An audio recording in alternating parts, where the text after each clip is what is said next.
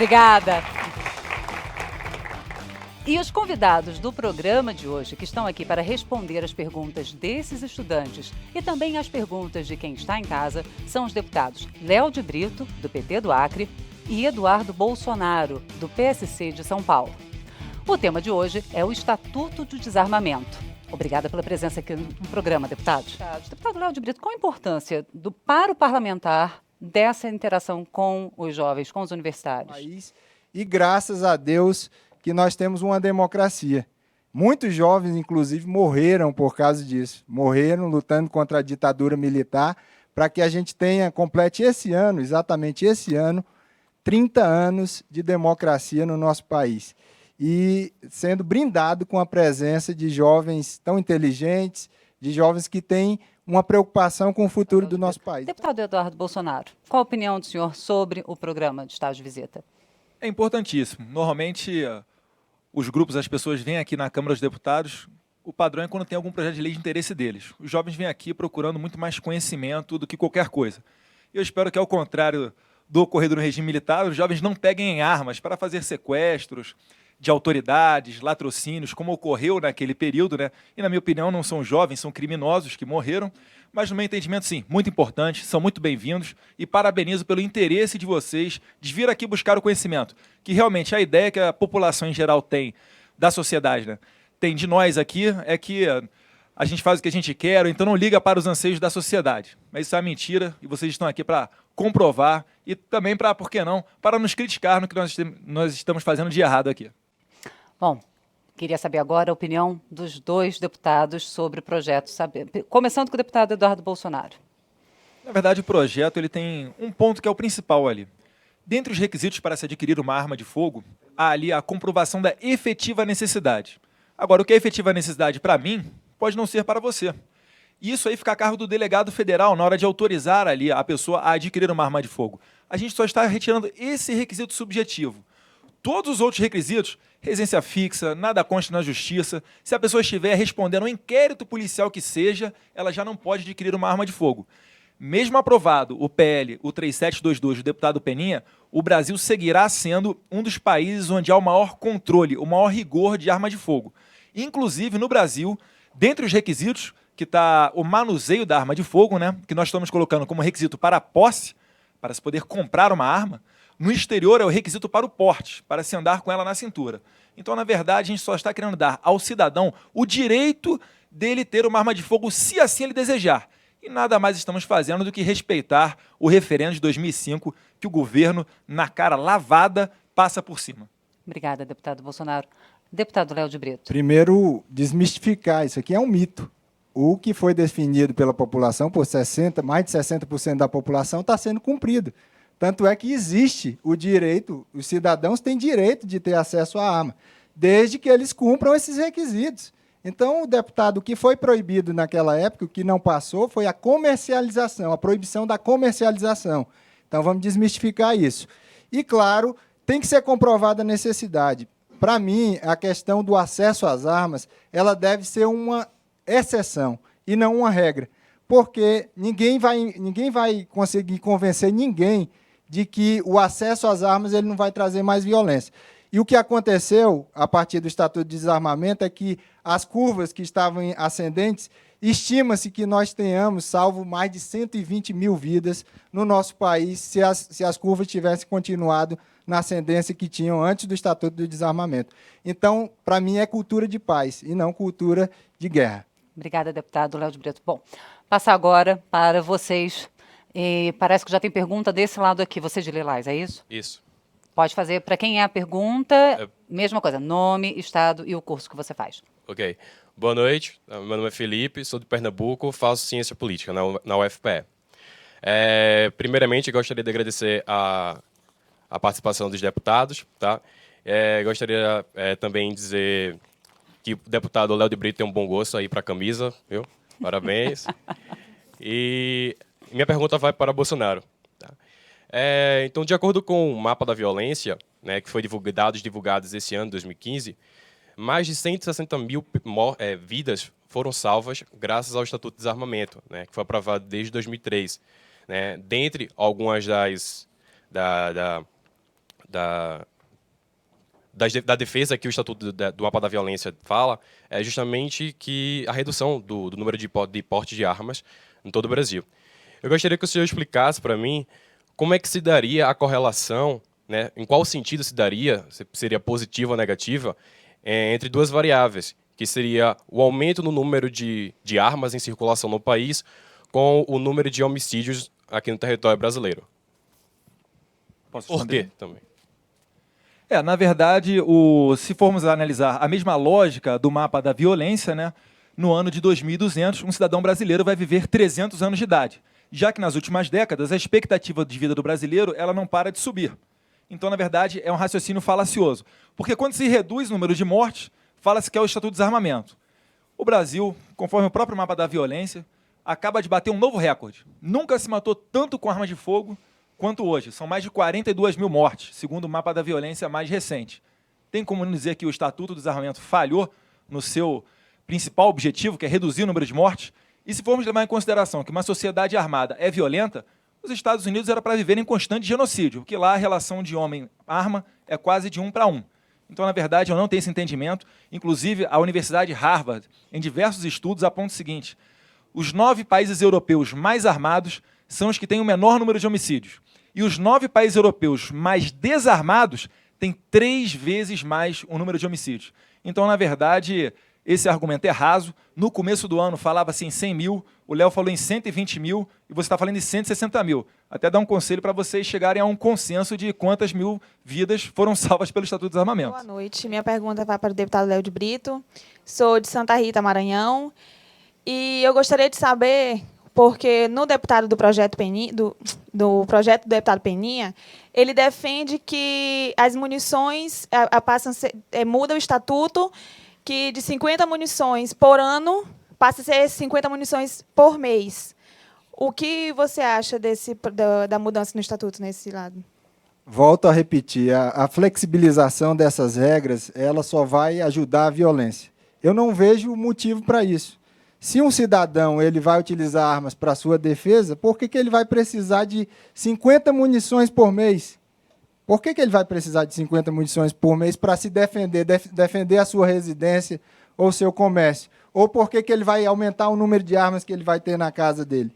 Então, eu vejo como uma medida desnecessária, absolutamente desnecessária. Volto a reafirmar, o cidadão brasileiro hoje tem direito, dentro de situações objetivas que foram citadas aqui pelo deputado Bolsonaro, de ter acesso a armas.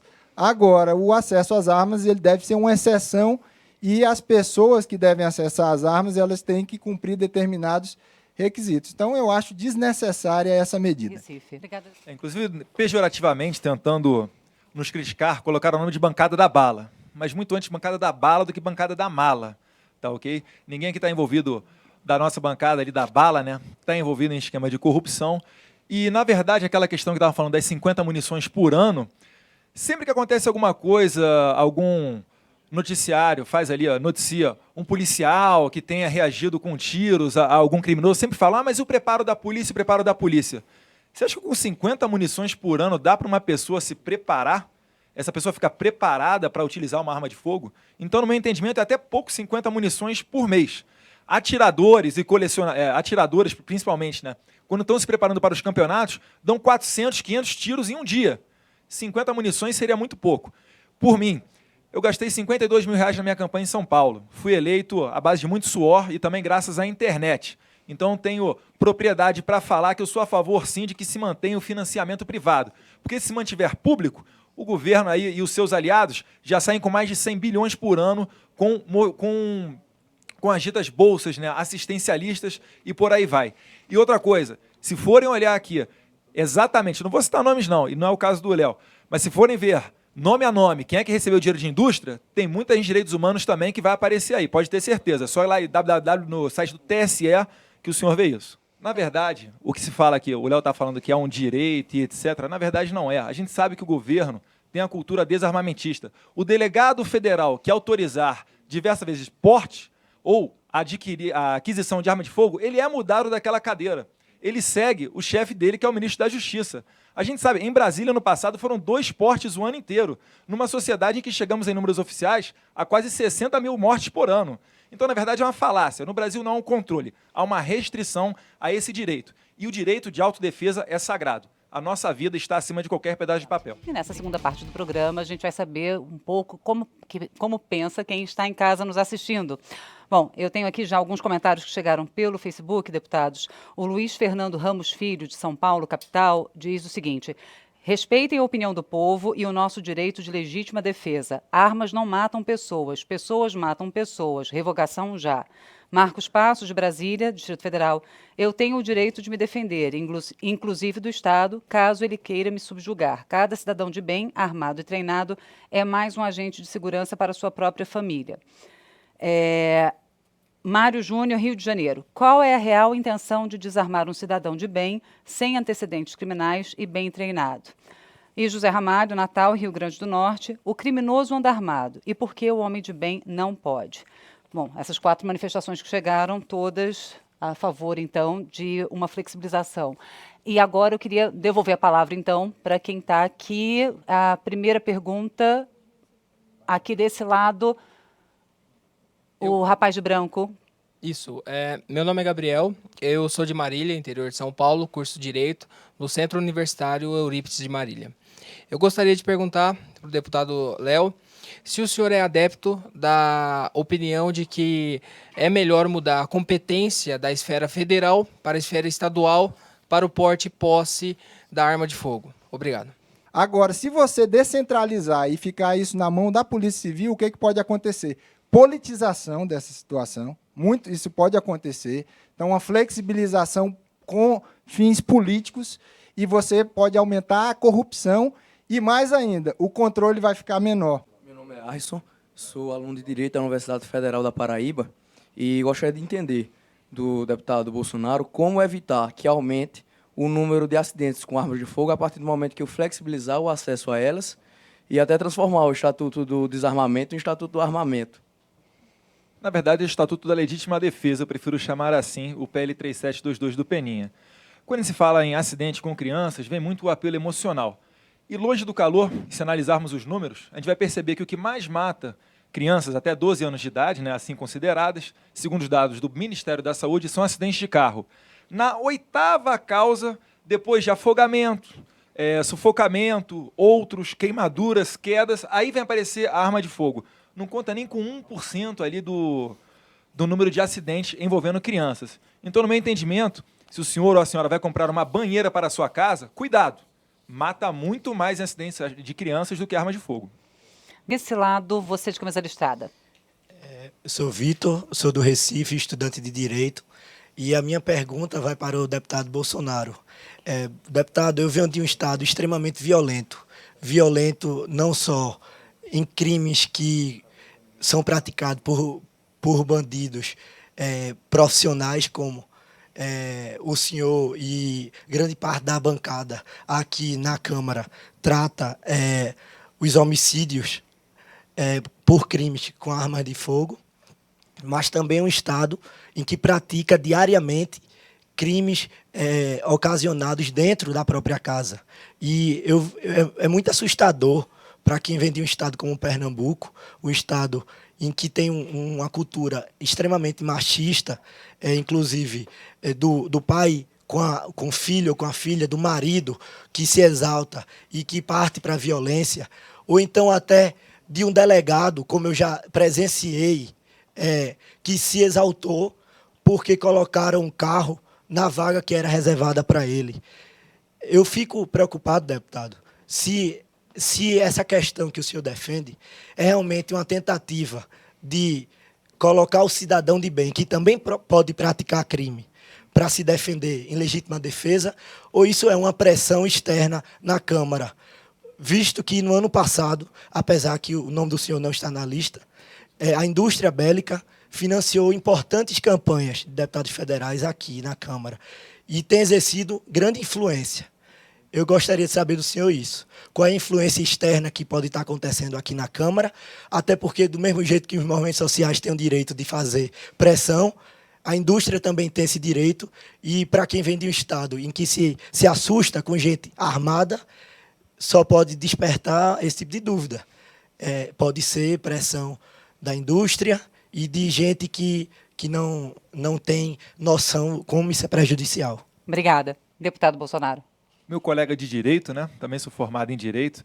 Cito um exemplo do seu estado, um estado vizinho ali, mas também do Nordeste, Alagoas. Foi o estado que mais se desarmou e o estado que bate recorde em cima de recorde em homicídios por 100 mil habitantes. Então a relação no meu entendimento, é bem dessa. Se formos partir da linha de que pessoas podem cometer crime, então nós temos que caçar todas as habilitações do Brasil. Vide o número de acidentes de trânsito que matam muito mais do que armas de fogo no Brasil. O que a gente pode tentar é controlar isso para tentar evitar. Como? Exigindo nada consta na justiça para se poder adquirir uma arma de fogo, um teste psicológico, uma prova de manuseio junto a um instrutor credenciado pela Polícia Federal e assim por diante. Agora, ninguém tem bola de cristal para conseguir prever qualquer tipo de crime. Eu prefiro trabalhar com dados. Como eu disse, se formos trabalhar pela emoção, teremos apelo para os dois lados e nada de racional vai sair daí. Bom, meu nome é Amanda, eu curso Direito na Universidade Federal de Campina Grande, de Souza, na Paraíba. E eu queria entender do deputado Bolsonaro que no projeto do deputado Peninha prevê a diminuição de idade de 25 para 21 anos para o porte de arma. E assim, eu como jovem me vejo inserida num grupo que às vezes, por muitas vezes, age por impulsividade, até mesmo num ambiente que está relacionado a festas, bebidas alcoólicas. E eu queria entender por que a defesa dessa diminuição para 21 anos. Na verdade, a maioridade penal, estamos aqui caminhando para que seja reduzida para 16 anos para os crimes graves e 18 anos a imputabilidade penal plena, né? Eu não vejo por que manter aos 25 anos. Eu acredito que com 21 anos de idade, o jovem ele já tem discernimento, sim. E volto a falar, a arma que mata não é a arma do povo, não é a arma do cidadão de bem. E temos sim que separar cidadão de bem de cidadão ruim. Não vou botar você no mesmo bolo dos presidiários, aquela mazelada que fica lá, não. Pelo amor de Deus. Senão a gente realmente vai ter que acabar com a arma de todo mundo. Porque o governo ele entende isso. Entende que você é tão criminosa ou potencial criminosa quanto aquelas pessoas que estupram, que matam, que cometem latrocínio. E além disso, o governo ele ainda ignora o uso defensivo da arma de fogo. Na minha vida policial, eu já tive que fazer uso da arma. Apenas exibi-la e conseguir dar cabo ao problema. E graças a Deus estou hoje aqui conversando com você. Eu quero ver você que está me assistindo, quando alguém entrar na sua casa, se você vai chegar para o ladrão e vai falar que no Brasil nós temos uma cultura de paz. Aí eu quero ver se o ladrão, se ele vai rir da sua cara, se ele vai correr, o que ele vai fazer. No meu entendimento, se tiver uma arma de fogo, dá um tiro no teto. Eu duvido que esse ladrão entre na sua casa, na região rural ou na região urbana. Então esse é o meu entendimento. Pessoas com 20 anos, sim, já têm discernimento para adquirir uma arma de fogo. E a gente está falando aqui não é de uma liberação generalizada. Na verdade, tem requisitos sim a cumprir. Vai continuar sendo uma das leis mais rigorosas no controle de arma de fogo. E essa é a nossa preocupação também. Não é liberar para qualquer doente mental ou criminoso ir lá comprar arma. Até porque o criminoso não compra arma em loja. Isso está provado porque 90% das lojas brasileiras de arma de fogo fecharam, causaram desemprego e estamos batendo recorde no homicídio por armas de fogo. Por exemplo, com 21 anos de idade, você já pode ser policial. Com 21 anos de idade, você pode ser ministro da Defesa e ter a seu comando 300 mil pessoas. Mas não pode ali portar uma arma na cintura. Mas vai mandar em muita gente com armas. Então, essa incoerência também com relação à idade. Obrigada, deputada. Moça de blazer preto. Sou Jamile, estudo na Univale de Biguaçu, Santa Catarina. A minha pergunta o deputado Bolsonaro ele falou da diminuição de 25 para 20 anos. O porquê que o senhor é contra? Pois tem muitos jovens que 20 anos já têm discernimento, é capaz e mora em comunidades que são muito precárias. Bem, sobre essa questão da idade, eu acredito que nós podemos discutir. É uma questão que não necessariamente tem que ficar nos 25 anos. É uma questão que eu não tenho uma posição, digamos assim, firmada. Agora, considero que de qualquer maneira, toda redução, toda facilitação, para mim é complicada, porque eu considero a questão do acesso às armas como uma exceção e não como uma regra. Mas não tenho uma posição firmada a esse respeito. Obrigada, deputado. Bom, antes de passar a palavra para o Broderick, eu vou fazer rapidamente a leitura aqui das mensagens que chegaram pelo 0800 e pela internet, que são gerais para os dois parlamentares. Mariana Soares, de Alapão, Tocantins, fala: armas de fogo matam mais que acidentes de trânsito e são a maior causa de mortes de jovens no país. Se ampliar o número de portadores de armas no meio da população, a criminalidade não irá aumentar mais ainda? Fernando Gomide, Brasília, Distrito Federal. Só dizer a fonte dela. Bom, Marina, por favor, manda a fonte pelo 0800 de novo, o deputado Bolsonaro está pedindo.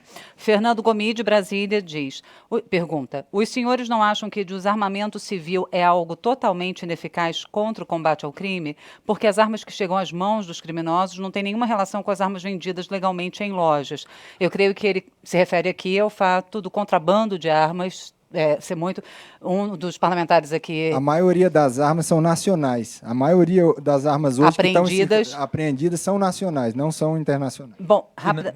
Na verdade, um dado dos anos 90, porque eu não tenho ele mais recente, 80% da produção brasileira nos anos 90 era destinada aos países vizinhos aqui. Então, normalmente, o que acontecia? Ia para o Paraguai e retornava através de contrabando no tráfico negro. E só para complementar, o México é um país que não tem indústria de armas em seu território, mas é o 9º mais violento do mundo, segundo a ONU. Obrigada, deputado. Francisco Marinheiro de Araújo, São Paulo. Os agentes públicos que têm o privilégio de portar armas, caso os empreguem para tirar a vida de uma pessoa desarmada, não deveriam ter as suas penas dobradas? E aí... Concordo. O senhor concorda? Concordo. Os dois concordam. Concordo. Daniel Miller, Santa Cruz do Sul, Rio Grande do Sul.